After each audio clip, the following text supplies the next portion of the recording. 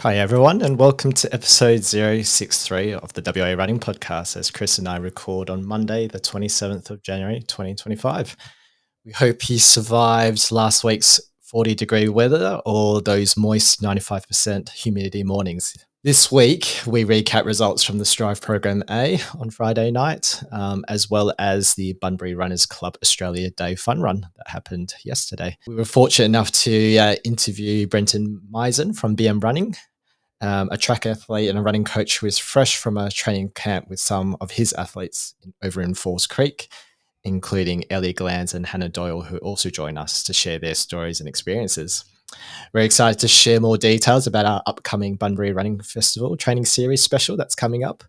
And finally, we celebrate the unusual and at times questionable behaviors in our weapons of war. Across my screen is my co-host who seemed to have a pretty shit time doing his Sunday long run yesterday in the hills. Chris, the Metronome Shaw, how are you, mate? I survived. You didn't die. Yeah, I didn't die. That's the most important thing. It wasn't great. I was hoping that my heat acclimation score on my Garmin says 100% and has done for the last 3 or 4 days. So I was hoping that potentially that would get me through Sunday. But it wasn't the best run. I'll probably recap it a little bit later. But it's just one of those runs where nothing goes right. And, we have them from time to time, but glad to be alive. And it sounds probably better than, at least I got the opportunity to get out and go for my run. I think you had a pretty rough weekend yourself. Yeah, I ended up going for a 5 kilometer long run yesterday, which was very exciting. I broke up the long run into two parts, a 3 kilometer and a 2 kilometer run. So I'll touch on that later in our episode. But maybe let's just get straight into it. So how was your training week been? Yeah, good week this week. I ran 104 kilometres this week. So it's my biggest week since my Sydney build, I think. So kind of starting to ramp things up a little bit. Monday, again, as always, rest day. Although I did run today. Now we're recording on Monday. So maybe those rest days won't be around for a little while. Monday rest. Tuesday, it was an absolute shocker of a morning. I went out to Bibra Lake.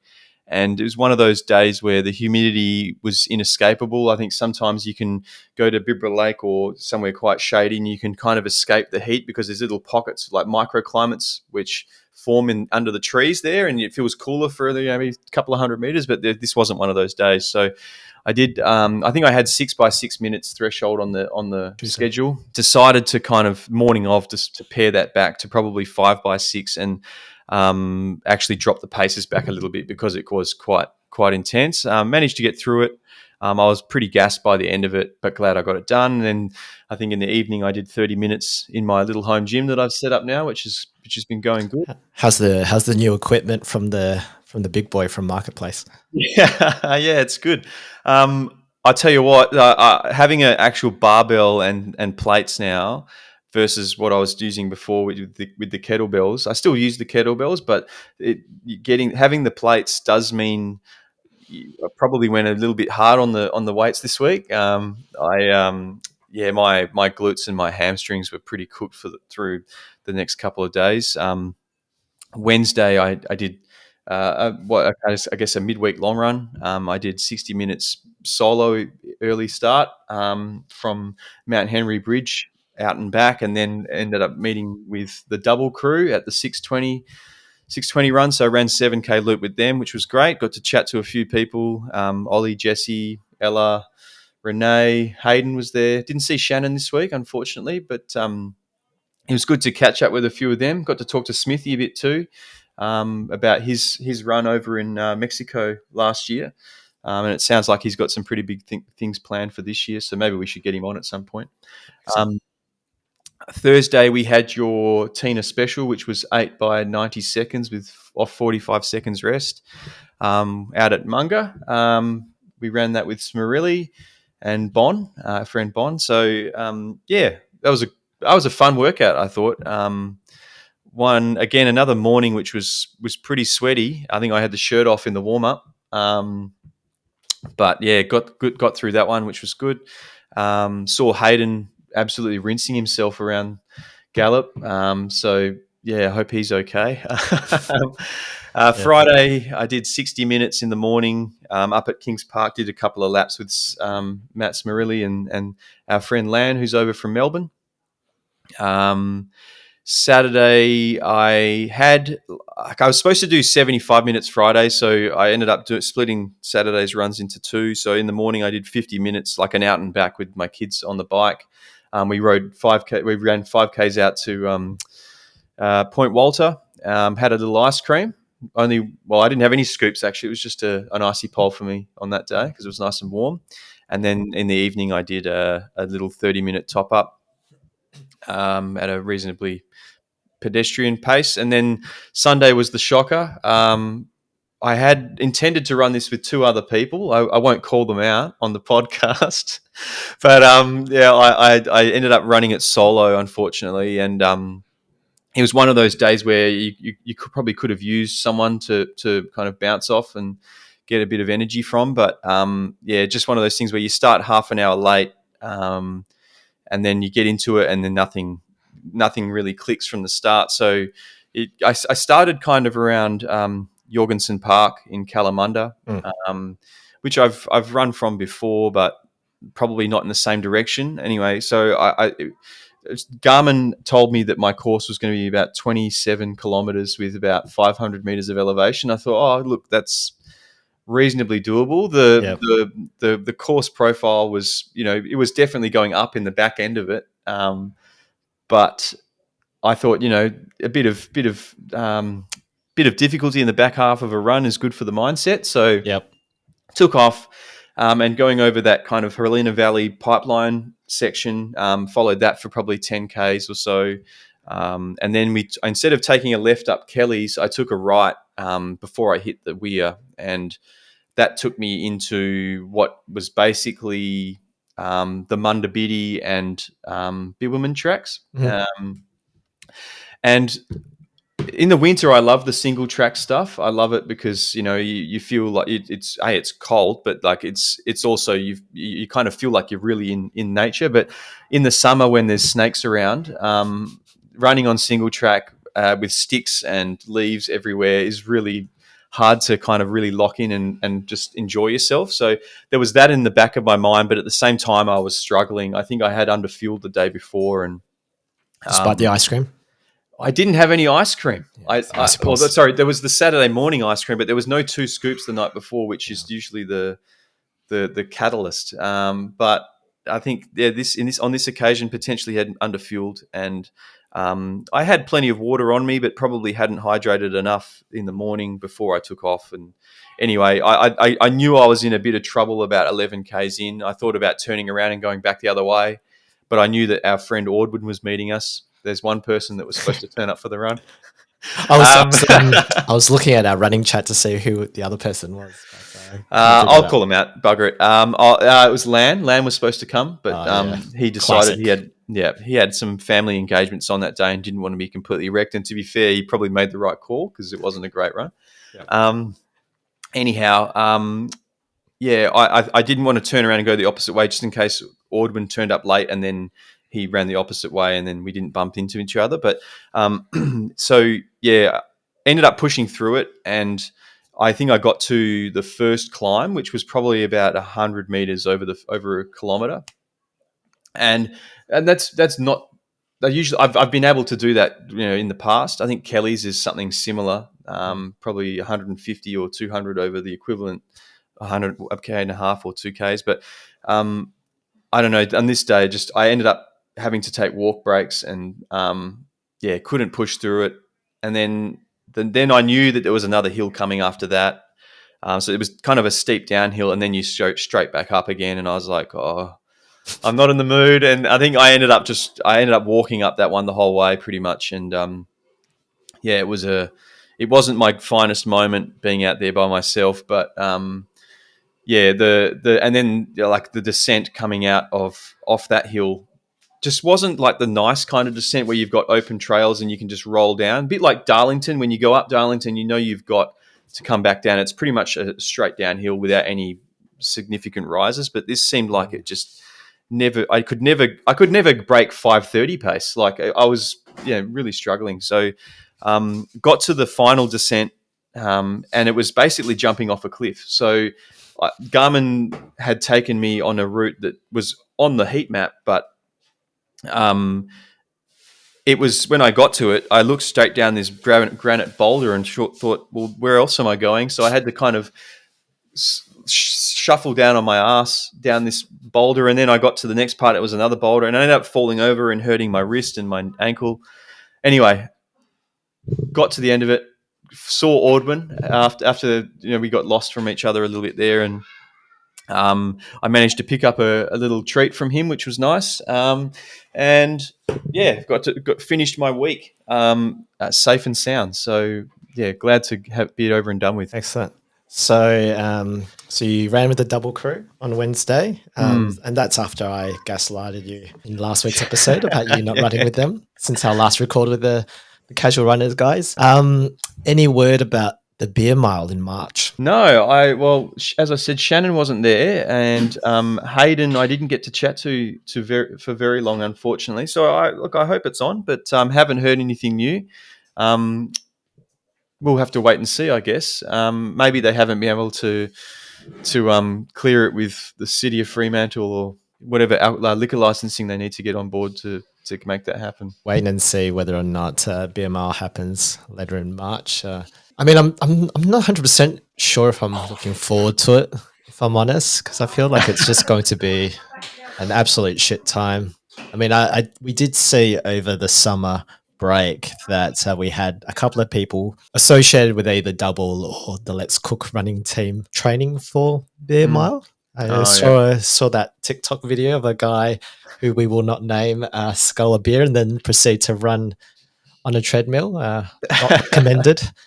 But we'll wait and see. We'll wait and see. Yeah. How about you, Simon? How was your week? Look, overall, it wasn't an amazing week. I've just been tired the last couple of weeks. I am getting back into work, acting in an executive capacity. So I feel like that's been sort of mentally draining for the last couple of weeks, and I'm just not sleeping really well at the same time. I think that's just coupled with the hot weather. So, look, my week started with the usual coastal run with Rach. That's about 10 Ks on Monday. On Tuesday, Tina prescribed a different VO2 type workout, which was after a warm-up, a 10-minute hard effort. And Tina told me that the plan for that 10 minutes is to absolutely rinse yourself in those 10 minutes.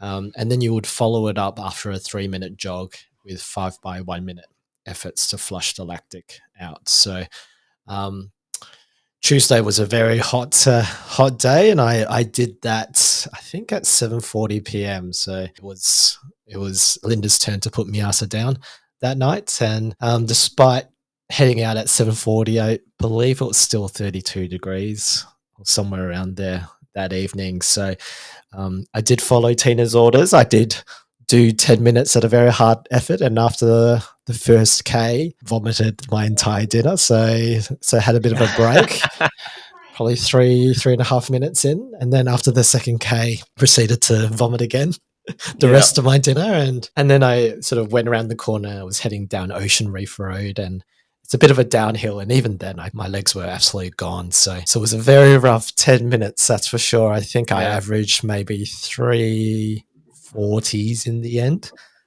after a quick first K, and then just slowing down significantly after that. The 5 by 1 minute efforts was not too bad, but the 10 minutes were pretty rough there. Did you have any dinner afterwards? I did, yeah. I tend to have a second dinner after an evening run, so I did replenish myself afterwards. But there's probably a section of that main road that has been. I'd love to know what it's like driving past, on whatever road it is, at 7:40 in the evening, and seeing this guy every Tuesday just empty his guts. That's it. Yeah, it is like an industrial road as well, so it does get a fair amount of traffic coming through, and there's a bit of roadworks happening there at the moment as well. So it is like really concentrated. So they're sort of now in a single file. So there has been a time where a police cop car has gone through and significantly because I'm just by the side, just not feeling good whatsoever. So it's my usual Tuesday VOT session on a Tuesday night if I don't manage to get it done in the morning. Wednesday was a rest day, and then Thursday was our session over at Gallup with the 8 by 90 seconds with 45 seconds rest. On Friday was a 30-minute easy in the evening, and Saturday was our Team Tina time trial. So look, really the plan for that is to try and still gauge my sub 18 attempts and trying to lock in that pace. Pretty warm, humid morning that Saturday morning, and but still some impressive times from the team. We had Stu Caulfield that morning as well, and absolutely smoked everyone there without a top on as per usual. But I think the rest of the team had their tops off for their entire time trial. A couple of shout outs. We had Ashley Yee running sub 20, which was awesome to see, despite the doubt that she had pre time trial. It was good to see Tom Tej out there. He's been going to the Tina sessions for a while, but you're really starting to see him getting back into the swing of things after recovering from an injury that he had last year. And look, we've got a pretty decent team coming along to these sessions. So it's a good group of people. And for those that are quite skeptical when it comes to potentially getting a running coach or just paying that extra money, I think it's these group sessions that make the difference, I think. So you have people of different abilities. You're always going to have someone that's faster than you. You might have people that are slower than you that are motivated to train with you as well. So starting to get a good group of people showing up to the Saturday sessions, and even just the conversations throughout the week as well, has been really great for me. So that was the Saturday session. So we had the warm up and the cool down. In hindsight, I probably should have followed Loz French and Chaff because they ended up running sub 18 for that 5Ks. Our first K ended up being 3 minutes 25. So way too quick. So mentally, I made a decision to not hang around to that first K, but in hindsight, I probably should have stuck around because later on it got a bit too hard running by myself there. That was all good. Did a cool down after that. Saturday night, so I got free fringe tickets on the Saturday afternoon, and they were all kid-related fringe shows. So we went to see Enchanted Dreams, which is a whole bunch of Disney princesses. And then we followed that up with the giant big balloon show. I'm going to say not the greatest shows, if I'm really honest.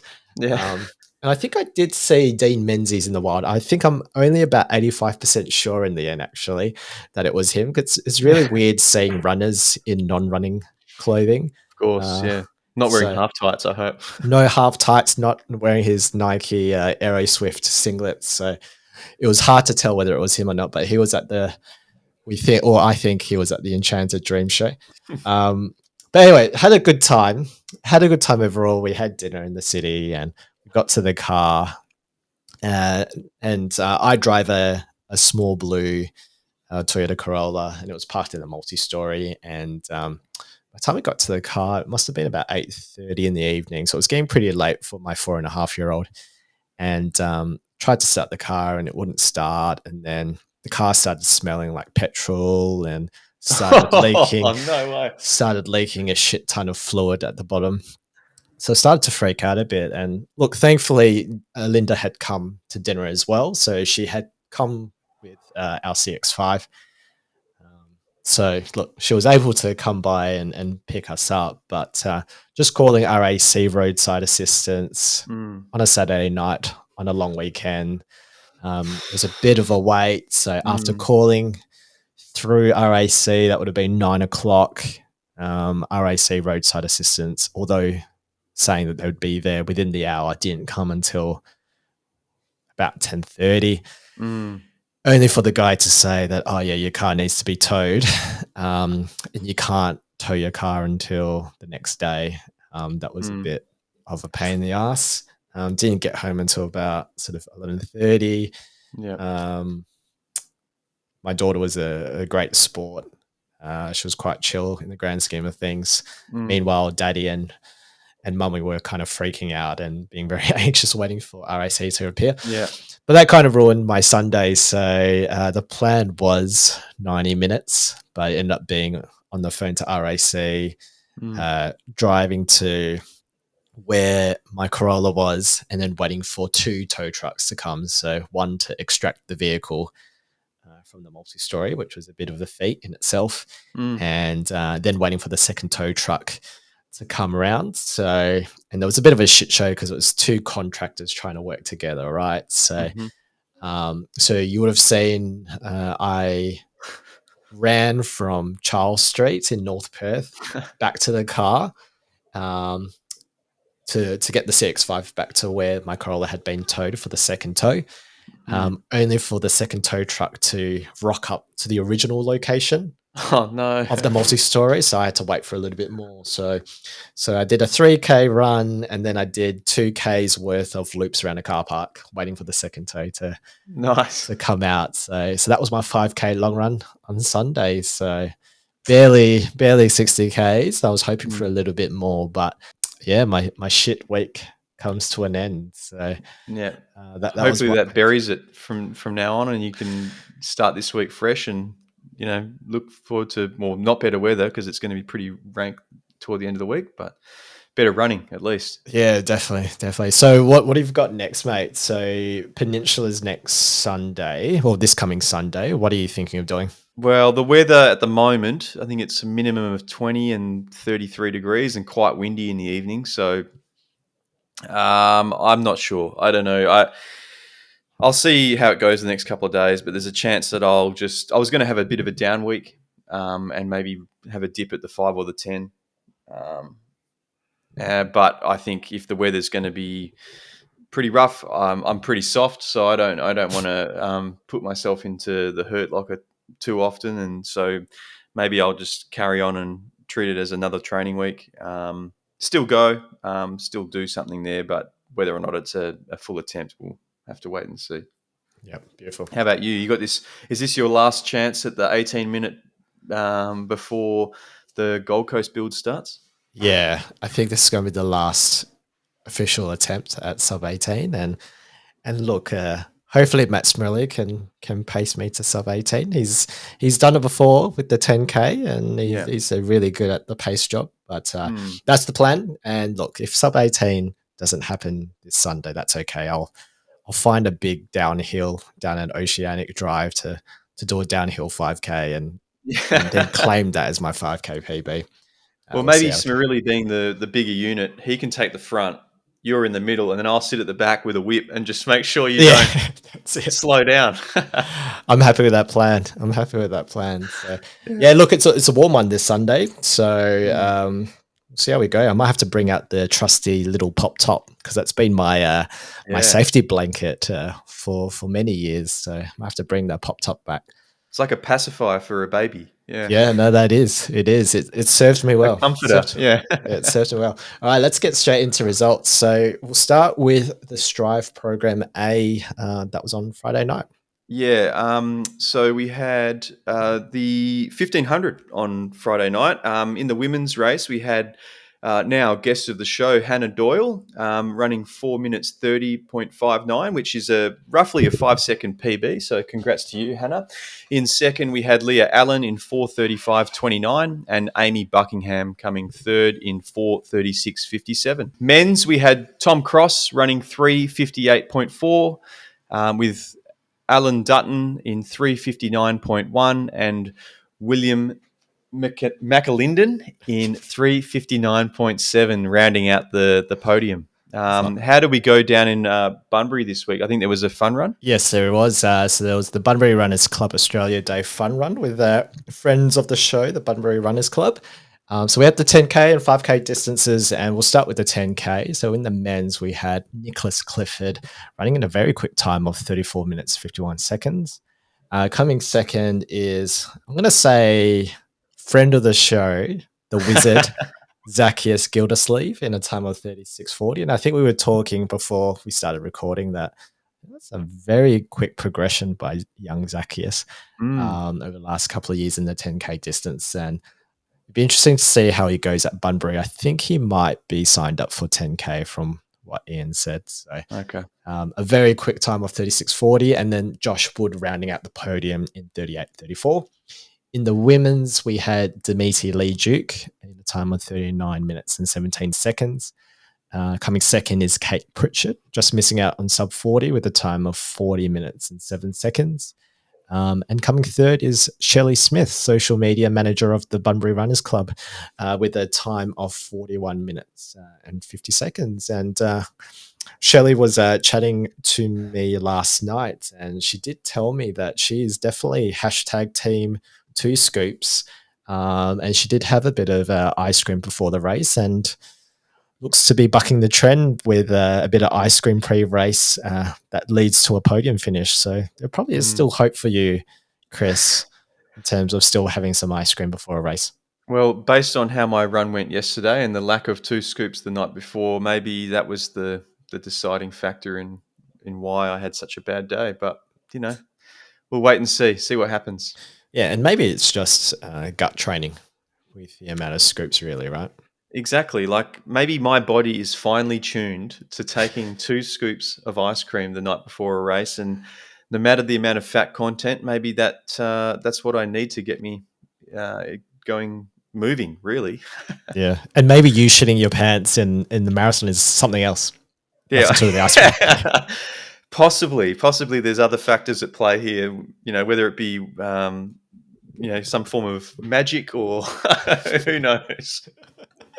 All right, we'll move on to the 5K. In the women's, we had Janelle Jurgensen in a time of 20 minutes and 32 seconds. Looks like to be a very close tussle in both the men's and women's Mm. 5K. So coming second in the women's was Annabelle Behan in a time of 20 minutes and 45 seconds. So 13 seconds between first and second. And Penny Graham rounding off the podium in 22 minutes and 24 seconds. In the men's, we had Kaylin Bennett winning in a time of 16 minutes, 17 seconds. That's quick. Yeah. And very close behind was Ronan Phillip Johns in a time of 16 minutes and 21 seconds. So very close there. And Lowen Ferry in a time of 18 minutes, 19 seconds to round off the men's podium. I feel like Kaylin Bennett is one of those names we've mentioned a couple of times on this podcast, whether it be on the trails or maybe down that way. Yeah, no idea. Yeah, I feel like it's a name, a name that sticks with me, a bit like Zacchaeus Gildersleeve, I guess. But hey, I think you mentioned at the top of this episode, we today had the opportunity to interview Brenton Mizen, Ellie Glands, and Hannah Doyle of BM Running. Here is our interview with them now. Today, we are very fortunate to interview some of the team from BM Running, freshly back from a stint over in Falls Creek Altitude Camp in Victoria, rubbing shoulders with some heavy hitters in the Australian running scene. We have Ellie Glands, a steeplechase specialist who ran a 28-second PB of 17:53 in the State Open 5,000 metres last Saturday. We have Hannah Doyle, a name we say very often here at the WA Running Pod, with PBs of 9:53 in the 3,000, and just recently on Friday night running 4:30 over 1,500. It says in October 2024, but that was the other day. So, and finally, we have Brenton Mizen, founder of BM Running, with a few running achievements of his own that we might touch on a little bit later. Brenton, Ellie, Hannah, welcome to the WA Running Podcast. Thanks for having us. So, Ellie and Hannah, perhaps we'll start with you both, and maybe Ellie first and Hannah second. How did running all start with you both? So, what was your origin story? How did you get into it, and how has it progressed over the years? Well, for me, I kind of started little athletics as soon as I could walk because I'm the youngest child. I was kind of dragged down there every Saturday morning. So I was doing the little tiny tots race. I had my own little bibs when you didn't really need that in that race. Had it handmade. And then it kind of just progressed from there. I was doing all sorts of events, and then I just gravitated towards the long distance. So we were talking before we started recording that you were into some of the javelin stuff. So what prompted you to stop with the javelin and sort of pursue the running route? I wasn't really getting coached for it, so I kind of did javelin and high jump, dabbled in them both, loved high jump, probably could keep going with that one, but we stopped after high school. High school was quite intense with it, with our training for it, so that kind of just kept me going with it. And since I stopped, I didn't have a coach, so I kind of just leant towards the distance running, and yeah. Beautiful. And how about yourself, Hannah? Yeah, so similar thing. I started little athletics in under 8s as well, and went all throughout until under 17s, and got a couple little sort of competitions on the way, like Brenton was talking about earlier with race walking. So definitely not for the weak, that is, but yeah, I think it was a good sort of channel into the distance running world, and then I joined with Brenton and been there ever since. Ellie, we'll touch on that PB you ran last week. 28 seconds off of 5,000 metres is no slouch. Maybe you could take us through the race. Yeah, no, it was a good group of girls. We only had quite a small field. There's about 7, I think, in the open field. So it was quite good. We were all kind of similar times, except for Sian, who won it. Yeah, Sian was we about a pressed the minute gun ahead, when she right? was off. We couldn't even see her. We're like, yeah, bye. And then we all kind of just worked together and just tried to get through all those laps and work together to get to the end. It was quite good. I was feeling good until like 3.5 Ks in, and then kind of got the lactic in the legs, but we came away with a PB, so it was pretty good. Was that your plan heading into it to try and get that PB, or was there a time goal that you had in mind? Well, the under 23 qualified for nationals is 17:30, so we were kind of aiming for that one, but I mean, I still got 28-second PB, so Can't complain. Yeah, I couldn't ask for much more than that. Yeah, and are you hoping to still chip at it to hopefully get that qualifier time? Yeah, definitely work towards it. I mean, steeplechase is my main event, so I've already qualified for that one, so that's good. Nice. So we kind of just see how we go. If we do another 5K before, then yeah, I'll definitely work towards that one. And with you, Hannah, you know, we were doing a bit of research on yourself, and you ran some quick times back in October last year, but then doing really well on Friday in the 1,500 meters. What are you hoping to target in 2025? I have got some specific times that I would obviously under the 4:30 marker is a big one. Pretty close on Friday, so hopefully next time we'll duck under. I haven't really run many 800s this season as of yet, but hopefully get close to that 210 or under the 210 as well. And then with the 3K state champs coming up, I would definitely like to take some more time off my 3K as well. So definitely a lot of different ones that I want to target, but also with state championships, I guess everyone wants to win, but winning the 1,500 and the 800, so we'll have a good crack at that one. Awesome. Is that a race that you're both targeting? I think so. Yeah. Yeah, nice. Yeah. Do you think you'll work together, or will it get to the last kind of lap and then potentially, you know, see what happens? Yeah, I think it'll be every man for themselves. Yeah. Very good. Very good. One of the things we mentioned earlier was Falls Creek. Was this your first time up at Falls Creek for the both of you? And from a couple of guys who have absolutely no idea about training camps, perhaps you could both share your experiences of training at altitude, which I think it's like 1,600 meters roughly up there with the listeners. Yeah, no, it was our second time, so we went last year as well. How many of us were there this time? About 11? Yeah. So we had a few more than we did last year. It was quite good. We had 2 different apartments, which kind of made it difficult to join in with each other at times, but it's good. It's just getting away from life here and just running with people that you never really see, to be honest.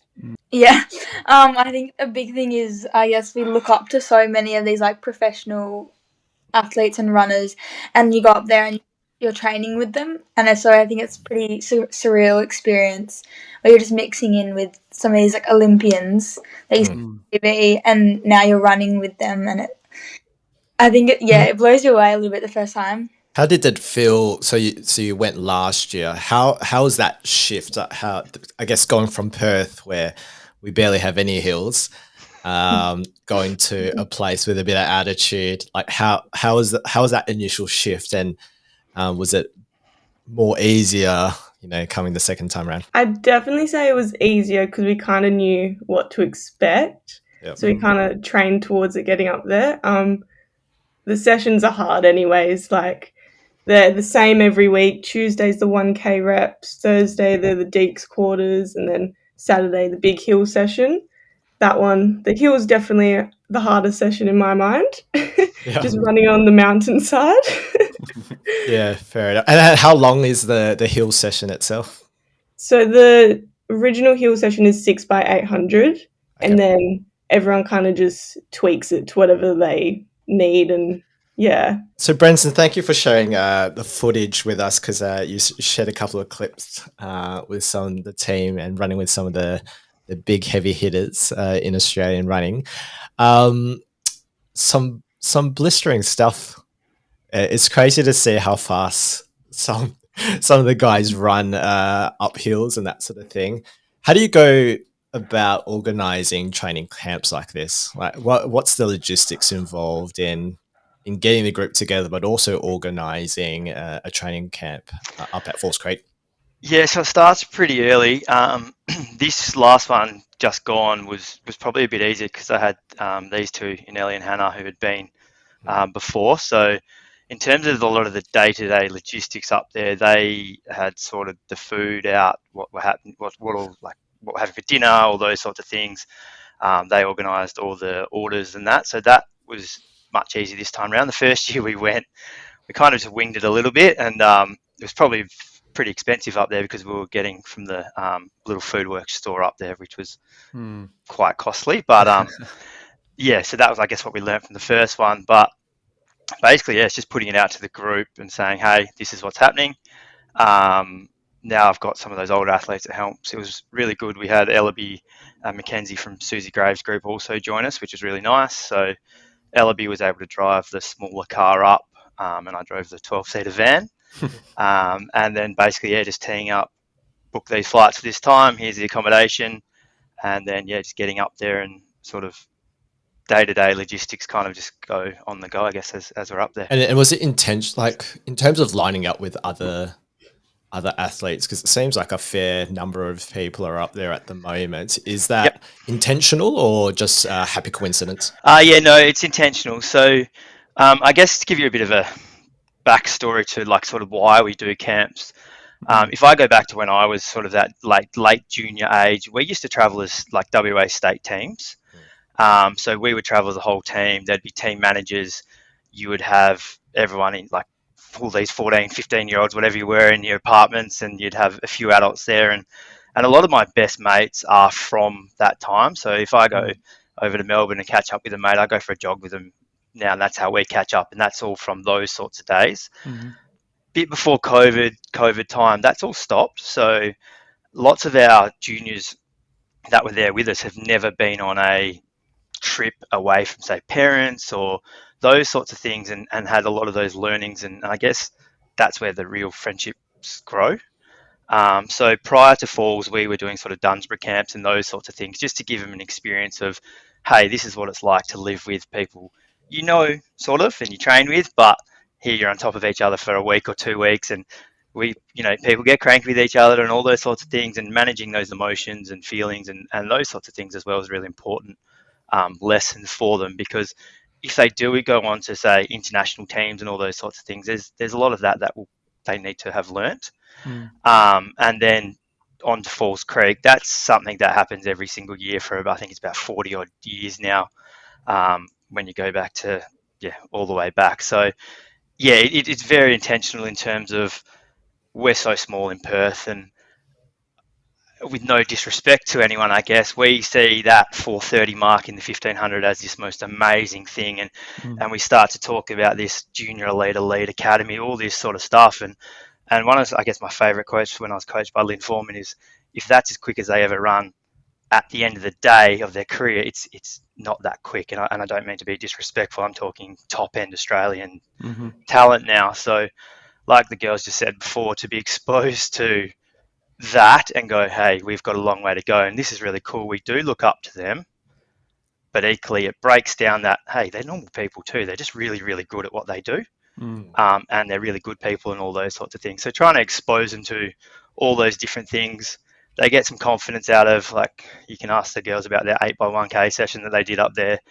We chatted about it after, and neither of them could believe that they could actually capable of running the times that they did for that session, because they wouldn't have done it here. They just sat on people that they didn't even know. They sort of were just rolling through, and it was really, really good. So it gives them that confidence to do something, because it's just unfamiliar. Whereas here, we line up in our same order every week.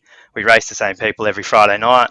We race the same way every Friday night, and then the outcome's always the same. So it's just trying to give them some different exposure, some different life lessons, and those sorts of things as well. And do you work with the other groups that are there as well in terms of trying to line up sessions together? Or So yeah, the sessions are just stock standard. So Tuesdays the K's, Thursdays Deeks, and Saturdays the Hills. So it's kind of interesting to stand back and watch a little bit. It's sort of like the most experienced coach up there at the time starts it off in terms of, I guess the one that I sent you guys through was the 1K session, which had, I think, about 160 odd people at.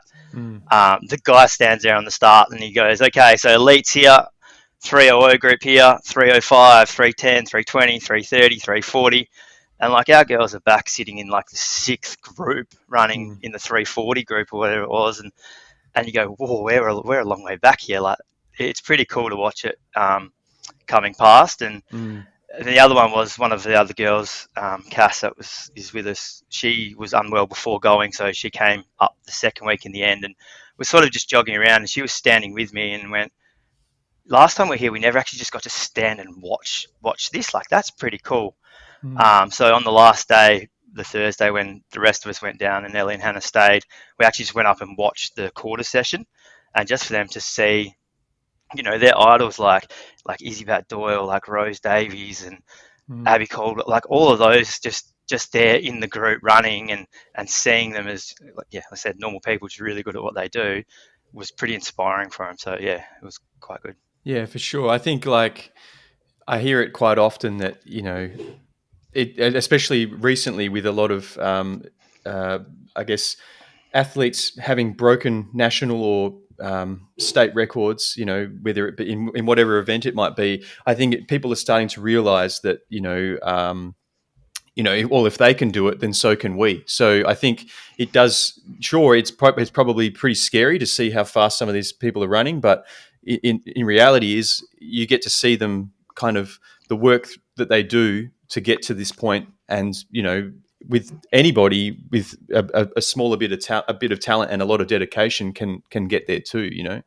Yeah, and sort of like while we're up there, we try to have some little conversations as we go. I don't know if you saw on our social media, but on the last night, I had stalked all their parents' Facebook pages and stole a photo from when they were quite little, and running. So I tried to get a sort of, you know, that, and we had that conversation of, we played, it was a bit of who is this athlete, and we went through, and there was a lot of sort of laughter and fun, like having a bit of a laugh at them as they were younger. But the whole idea was, what got this person this like, what were they thinking when they started running? And it was all about that, having fun, and just loved it.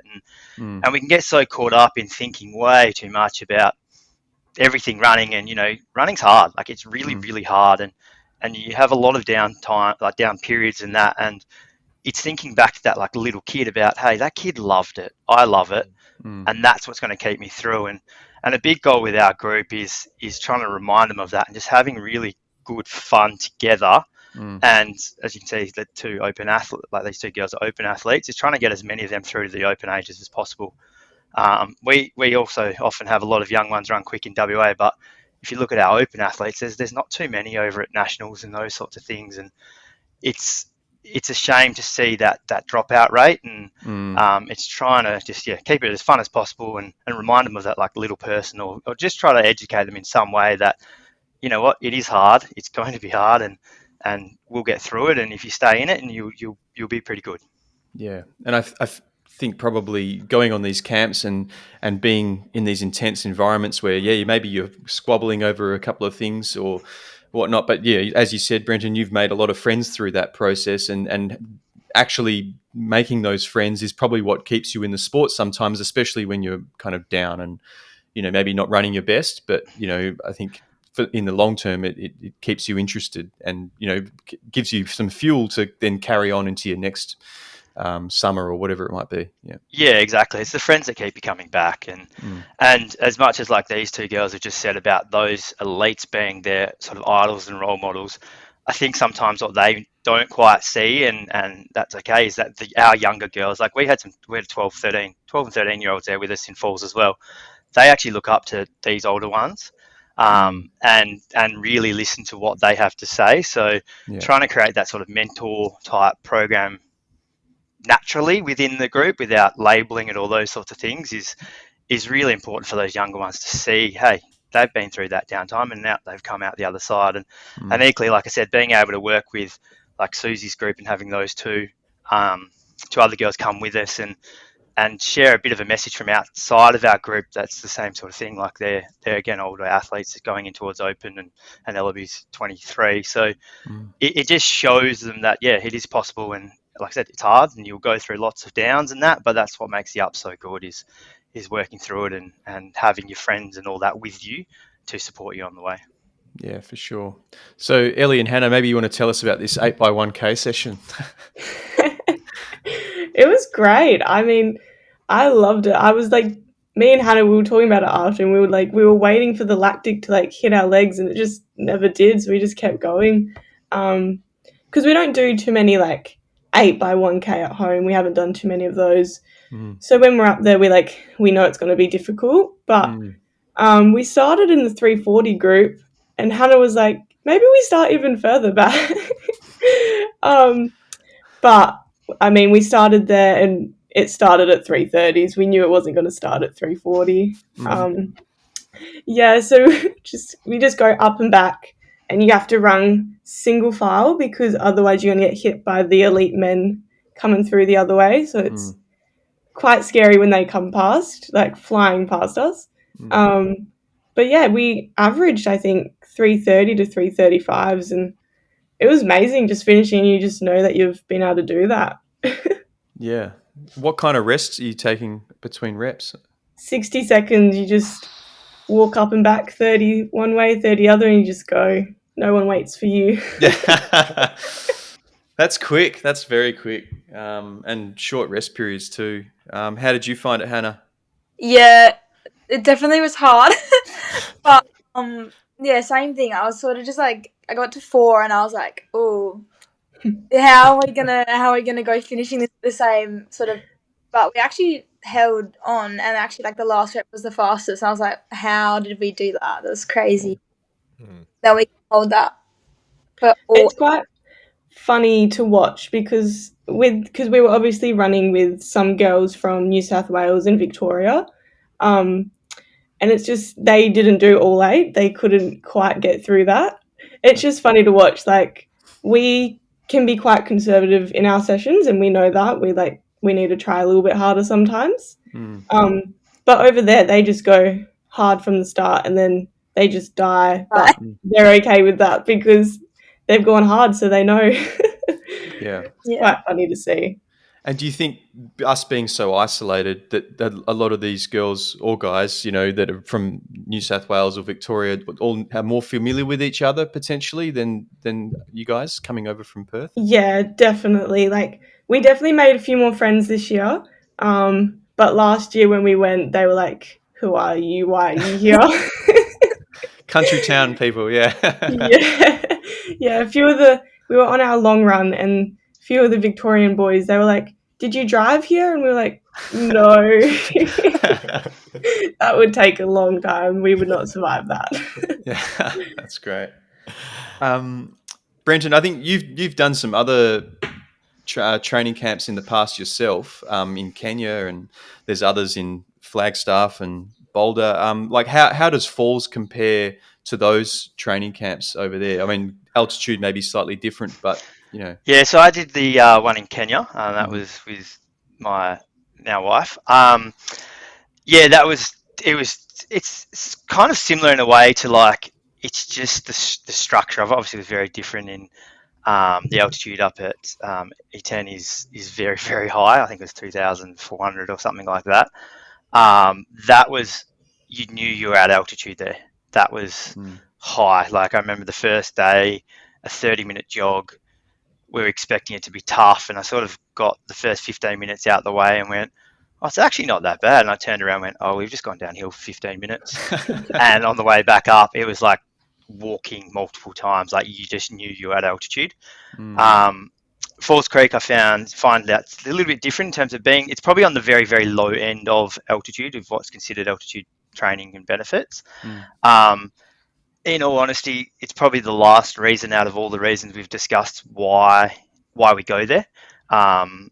It's just one of those things that it's sort of that extra benefit of being there, I guess. Sure. But I find at Falls you don't notice so much the altitude early. It's sort of that second week you start to feel like, oh, I'm a bit gassed here. This is like catching up with me, which I think can be a little bit dangerous. And we speak a lot before we go and when we first get there about sort of training sensibly, and we try to follow a whole set of like sort of protocols, I guess, around like adapting and taking it easy so that we don't get sick and we don't get injured and all those things over there.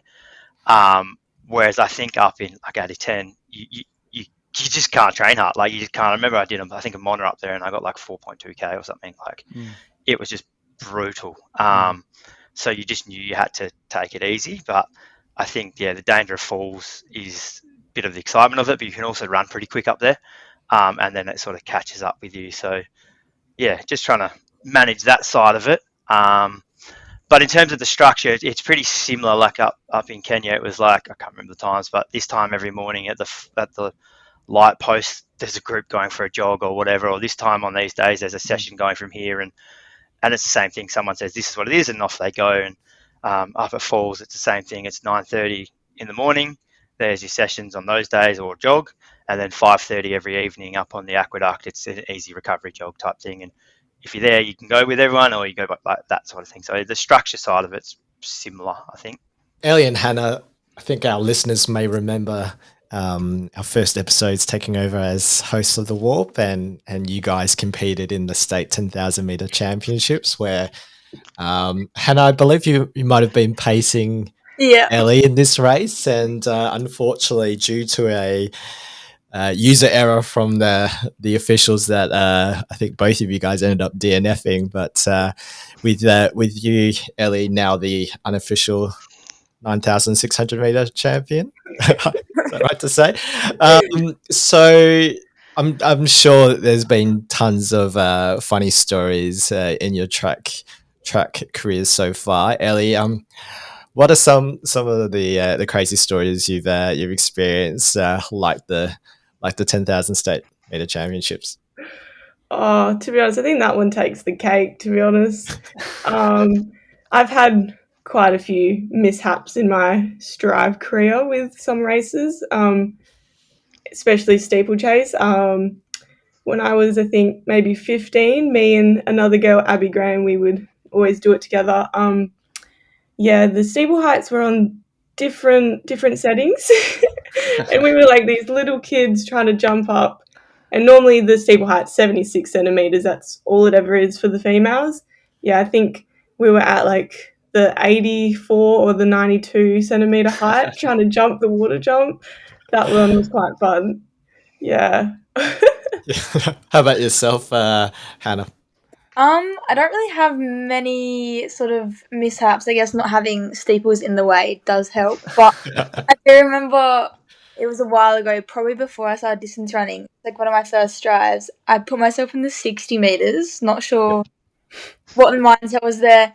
Had one job, like get out of the blocks and don't false start. And I've never false started in my life, and I fell flat on my face and false free walk off the track by myself. I literally cried to my mum. Yeah. How about yourself, Brenton? Oh, it's been a while since I was on the track racing, but it was probably wasn't actually me personally, but I remember the day they brought in the false start first false start rule, and we actually had Mark C. I don't know if you guys remember him, but he in an 800 meter got DQ'd for that, and it was literally a day or two after that new rule came in. So that was always quite an interesting one. Yeah, that's pretty cruel. Yeah. I mean, that probably brings us to you, Brenton. Maybe you could touch on your history for a little minute. I think you've got state titles in the 400 and the 800 back in 2013 and 2016, respectively. Yeah, fair while ago. Yeah, it's been a while. You're not as old as me, though, I don't think so. Where did your passion for running come from, Brenton? It came from school. So I went to Prendeville Catholic College up in Ocean Reef, and I just ran at school. We had an amazing group of phys ed staff there that really encouraged running and those sorts of things. And we actually, I think we were the first school in a long time to beat Sacred Heart in the state all schools cross country, and we got pretty close in the athletics as well. And we had a really good group of just people that loved running, and there was some guys like Aaron Patterson who went to like a World Under 20 cross, and there was just a whole heap of guys that just loved it. And it started there. Then when I finished school, one of my really good mates at the time, Brendan Hunt, went, I really like this, let's find someone we can go run with, and let's do this. And he obviously knew a lot of those other boys, and so that's when we went to be coached by Marg Saunders. So she had a lot to do with like Boydie and that back in the day. And same thing, she just sort of fueled that love for running. It was always about sort of, I guess, being a better person first, and times after that sort of thing, and just loving running. And it's that message of, if you really, really love it, the fast times will come. And it's just that's where I probably learned that from. Went from her to Lynn Foreman after that, and that's when I won the 4 and 8 state titles. And then at the moment, I'm sort of being coached a bit by Matt Ramsden in the Rams crew when I do get out occasionally. But yeah, just sort of always stuck around and just enjoy going out for a jog and those sorts of things. Beautiful. And then I guess that philosophy you said about, loving running and the fast times will come. Is that philosophy that you've taken into, I guess, being coach and being part of the BM running group? Yeah, definitely. It's always that like being a better person first type idea. In a lot of ways, you probably won't fit in too well to the group if you are very you orientated. Like, you've obviously got to have a lot of that internal drive and self-belief and those sorts of things. But the big things I love about our group is they come down and support when they're not racing. They come down to training just to say hi and have a chat when they might not be training, and all those sorts of things. And it's really about getting around each other, lifting each other up, and pushing each other to be better. We've got a big group of mainly the girls, and like I tell them on race day, go out there and rip each other apart. Like, it's okay. Like, on race day, I'm more than happy for you to go against each other, and it is each for themselves. It's nice to have that familiar, we train together, so that's okay.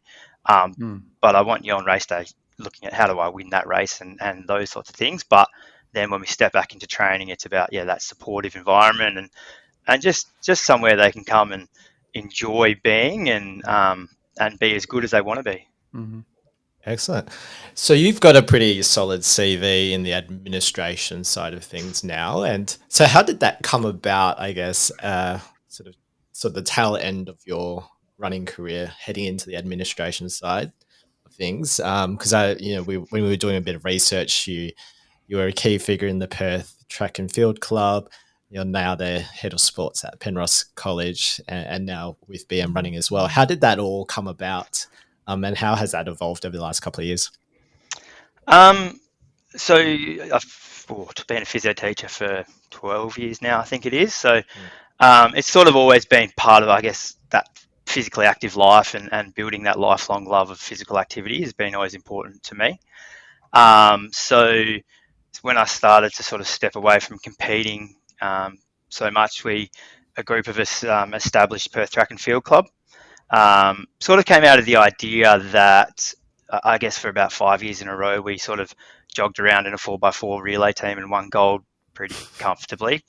The idea, we always want WA to be better, and that's the basis for it as well, is we went, well, if we can have a new club, and there was a lot of independent athletes at the time, and we really didn't like the idea of someone not being attached to a club. So we established Perth Track and Field Club as a bit of an umbrella type club, I guess, where we don't have set coaches. So as much as I coach and that, like Hannah's not with Perth Track and Field, and that's what the club is designed for. And Aaron Breslin's got a lot of our sprinters, but also and Braden as well. They're not all from Perth Track and Field, and we want the idea of like, if you're looking for a good coach and that's a good coach and you don't want to join the club, that's okay. Like getting the best access to those sorts of things. So that's where the Perth Track and Field side of it, I guess, came from. I was on the board of Aths West before the merger as well, so for a little bit there, and more recently was on the Pathway Advisory Committee with Aths West. So yeah, I think a lot of it just come out of always wanting that WA athletics to be better. Like you see the talent we have, and just wanting to somehow contribute to improving that and seeing how far we can take it. And then with the school side of things, so now the head of sport at Penrose, it's just that same side of that sort of thing. Is sport is such an avenue for many things in life, I guess, and especially girls' sports coming a long way now. So with your being an all-girls school, it's showing them, hey, you can actually do something with your sport that helps with your career and your education alongside it. It doesn't have to be one or the other, and those sorts of things. Yeah, definitely. No, very impressive. I mean, it's probably an opportunity for us to ask Ellie and Hannah too, what you guys do outside of running. Like, I don't know about Simon, but I probably spent most of my late teens or early 20s playing computer games and doing other things that I probably shouldn't have been doing. Are you guys studying and working? Or I noticed the bars on your Stravas are pretty bloody consistent. Like, how do you juggle the training with all your other commitments in your life? Yeah, so I'm going into my third year as a uni student studying nursing. So quite a full-on degree, but yeah, actually going back to uni this week, so that's really fun.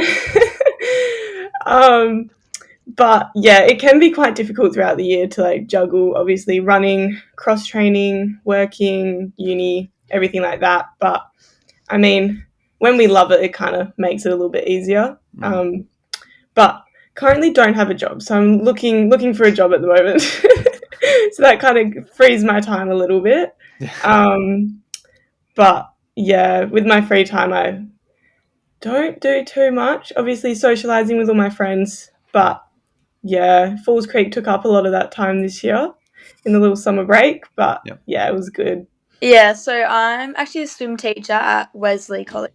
So that definitely fills out some of my time, especially right now because vacation swim's on and that can be pretty full on. But otherwise, yeah, I'm studying paramedicine, so up in Joondalup, which can be a bit of a drive. But hey, don't hate on Joondalup. It's as someone that lives up this way. yeah, no, definitely having a job, I think, does, I guess, not take away, but give you something else to think about as well. So even before my race on Friday, I went and did vaccine for like 3 hours or something. I think it did take it away from, I guess I wasn't thinking about the race as much. It was sort of good. So look, Chris and I have little to no track experience whatsoever. I think, Chris, you might have done some high school track back in the day. Yeah, but I wouldn't say it's track. I would say I competed in the inter-school championships and was probably on the reserves team. And I think I got called up once for a 4x1. That was about it. Okay. So we've got very little experience with track, but it seems like a lot of people who do start their careers in track then sort of move towards the road and the longer distances. Maybe we'll start with you, Hannah. Do you have any goals long term in terms of doing some of the longer stuff? Yes, probably not just yet. I think I've still got quite a while on the track. I don't mind road racing, like Leonora and stuff is obviously short. Road racing there is fun, but I think especially in cross country season when we do some of the road racing, it's definitely different. It's completely different to track racing. So I think eventually I'll definitely end up there, but I'd like to stay on the track for a bit longer. Nice, I think. Yeah. I've done quite a few road races now, getting into those like 10K, 12K races. don't think I'm quite ready for a half just yet, but it's coming. It's definitely coming. But I love the road races. I think I get quite bored on the track. So when you're doing 25 laps around the track where you could be just running on a road in just like with people along there, that's so much better. But yeah, I'll stay on the track for a bit more. I do love obviously the atmosphere around there, but I definitely love the road races. Doesn't feel long. Like when I do the 10K races, it doesn't feel like I'm running 10K. So I quite like that. And also you'll know that it's 10Ks. Yeah. Yeah, exactly. I think I was saying to Simon last week when we ran the community run, you know, it is a very different environment because you can run 10K on the road and you can kind of, I guess you can, maybe because we don't have that much experience doing it, but you can distract yourself on the road because there's things to look at. But on the track, you're running around and you've got all these people looking at you, or you and people that you're running with, or at least it feels like everyone's looking at you, and so you feel very accountable when you're running around a track. So yeah, I guess that's the scary thing for us, kind of going from the opposite direction and coming into running later in life, and then going into track feels very daunting to us, But Yeah. so Well, if you do kudos. the steeplechase, no one's looking at you because no one's at the track at that time. That's the key. There we go. So maybe we need to get into steeplechase. Yeah. 9 p.m. No one's there. Brenton, how about you, mate? Like, obviously not so much racing on the track anymore, but I think you did a pretty swift 1:17 at Perth Half in 2020. Have you got any plans to race in the next year or two? And, will we see you run a marathon before you turn 40? Yeah, so I actually have run a marathon. Oi! But it was pretty on the down low. So it was actually early this year in Nagano. My wife Cool. had been injured previously before that, and for her birthday, I signed up and said, "Yeah, I'll take you to halfway, and then I'll see what I do from the end there." And I limped through to the end almost in the last 5-6K, fairly cramping and stuff. But I've actually signed up for the Perth Marathon this year. Oh, wow. So yeah, I figured I need to get my act together a little bit and do some training, and that was my motivator. I signed up for that, and we'll see how we go. Yeah, nice. And I assume you said you were running with Rams earlier. I assume they're going to coach you through to that.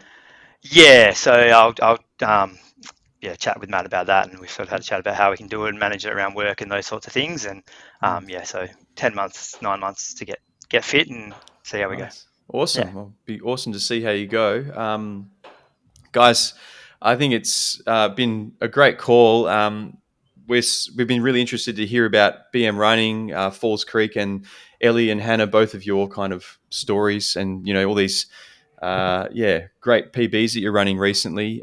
Thank you all for your time. We look forward to seeing how you go over the next few months and for the rest of 2025. Brenton, Ellie, and Hannah, thanks for joining us on the WA Running Podcast. Thanks for having us.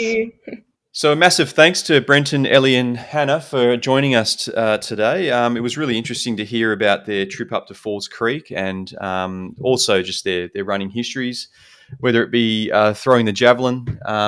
We may not have mentioned that on the actual podcast, but I think Ellie has a history in the javelin, and also race walking for Hannah, and obviously steeple being Ellie's primary distance at the moment. But great to hear from them, and also just interesting from our perspective as to the camaraderie that gets built. I think you mentioned this earlier about running with Team Tina, and it seems like having a team like BM running together gives an opportunity for those young athletes to kind of form a bond, and that helps them to get better, but also keep them in the sport, which is athlete retention is quite a big issue in athletics and a lot of sports actually when kids leave school. So good to hear from them. Let's talk about upcoming events, Simon. Yep. So in terms of upcoming events, this Sunday we've got the Marathon Club Peninsula Run with distances that include the 5K and 10K. That's Sunday the 2nd of Feb with a 5 p.m. start time. We've got the Bussa Bay Run the following weekend. That's on Saturday the 8th of February. It'd be good to get a bit of a start list for for next week's episode, just to preview that. Yep. Add that to the admin list. Yeah. Add that to the admin list. Email the Busso Bay Run people there. Then we've got the Perth Trail Summer Series, Keegong, which is on that Sunday, the 9th of February, down at Wollongong Regional Park. And then later on, we've got the Marathon Club John Forrest Trail Run. With distances, they include the 13K and 5K. And finally, we've got the Yabaroo Trail Run, which is on Saturday, the 15th of Feb. So post-Valentine's Day date that you might have, then rock up and run a 50K to upset your partner. I don't think I'll... you got to do all the right things the day before, really, don't you? Yeah, do the right things before and then annoy your partner the next day by running a 50K. Yeah, back in the doghouse. Yeah, that's it. All right, let's move to Warp Admin. I guess we can share a little bit more details around our upcoming training series. Yeah, so we've managed to lock in 3 athletes actually for our Bunbury training series, and one of the big announcements is we've locked in Bix Nutrition to sponsor the series. So very grateful for Vlad for getting involved with this. We're very excited about it. We probably won't give too many details away about the athletes just yet. We might perhaps give a few clues, Simon, but I guess the format for those who aren't in the know, is we'll basically be taking a 4-episode snapshot of the training that these athletes undertake. The first episode being the start of their training, the second episode being midway through their marathon block, just to see how they're going, and then the third being, potentially seeing how their confidence is going at the peak of their training or in their taper, and whether or not their goals are realistic or whether they're adjusted, or maybe they're going to exceed their goals.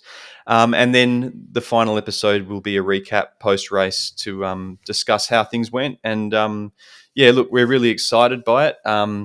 Maybe you want to touch on some of the hints, Simon, as to who the athletes might be? So we've got one athlete who we always seem to mention week in, week out without really revealing his name. So he's definitely on there. He's hoping to run sub-3 at the Bunbury Marathon. We've got a Bunbury local who's on a comeback trail, so we won't reveal too much there. And then we've got a third person whose first name is a name that we also reference quite a bit on this podcast, but we will leave that person's identity a secret, and we might reveal some more over the next couple of weeks with a couple of social media posts. And I think we might try and lock in a fourth. We'll wait and see. Yeah, exactly. No, so yeah, like we say, I'm very grateful to Vlad and Bix for getting involved. Hopefully this is just the start of these kind of training series, and we can make it, grow it, and then, potentially grow it into a series of, that follow other marathons throughout the year and into the future. So, super excited. It'll be obviously a big change for this podcast. It'll be supplement to this episode that it comes out every week. So, hopefully everybody's got their calendars booked in for I think we're going to say roughly the 2nd or 3rd week of February will be the first episode, and we'll launch something on social media in the next week or two. What have we got coming up? It's also, I guess a big move for us, Simon, on the 7th of Feb. That is on Friday, the 7th of February. So that's us partnering up with the Running Centre. We'll have Vlad there from Bix Nutrition with some goodies, along with a wear test from On Running. So really looking forward to that. Hopefully see a lot of you down there Friday morning to try a pair of shoes, to try a bit of Bix, and to go for a 30-minute jog around West Perth, Kings Park. Shall we move to our weird and wonderful weapons of warp this week? Yep. We've got an absolute banger this week of a weapon, which just so happens to be Jamie Back's Strava handle, Kemi Banger. And I don't know if that implies to their illicit substance use or whatnot, but that could be a false accusation. But Jamie ran a Australia-shaped Strava segment yesterday on Australia Day of all days, 37 kilometres around the city. Unfortunately, Tassie was missing. It looked like it had sunk somewhere in the Swan, but some people don't consider Tasmania part of Australia anyway. we saw Hayden Brook running an e-bike ride on a Strava, which immediately drew comments from all over the all corners of the Strava world, and it does question whether or not that is considered a legitimate Strava activity, given the bike's doing all the work. But Hayden seems to think every kilometre counts, and so if that gets you, a sub 240 at Gold Coast, Hayden, then by all means continue to do that. And finally, we had just this morning we had a text from the one and only King of Cool Jack, Matt Maguire, who had one of his Strava segments stolen. Look, Matt, if you're worried about Strava crowns being stolen, then perhaps you should hit the road and start running again. Maybe that would help. Agree. Yeah. There's so much golf you can play. I think, you need to start training for, I think he's got Berlin Marathon booked, right? That's right. Yeah. Well, look, he's got a while to go. He's got some time up his sleeve. Yeah, but I feel like he's done no running whatsoever. So he needs to start logging these 7K treadmill runs again. He needs to start doing a bit of Cool Jack a bit. Cool Jack's probably looking very different at this time of year as well. So he needs to go back and get back into it. So he can complain all he wants, but until he starts logging Ks in, with actual running, his complaining about his course records and local legends being stolen, it's not an issue, really. Exactly. I guess while we're on former warp hosts, we should probably mention Sinead this week ran on the treadmill, but as per our call out a couple of weeks ago, we got a contextual photo of the treadmill looking through a window out at a stadium over in Adelaide somewhere. So really appreciate that, Sinead. It's good to see you're still listening, first of all, and that we're seeing more people provide a bit of context to these sometimes questionable runs. But anyway. Yeah. I mean, there's a reason why she's the star athlete of the WA Running Podcast. Like she knows, she gets it. Our Instagram is WA Running Pod. Our Strava group is Warp. Our email address is warunningpodcast@gmail.com. And thank you for joining us this week, and we'll catch you in the next one. See you guys. That's enough.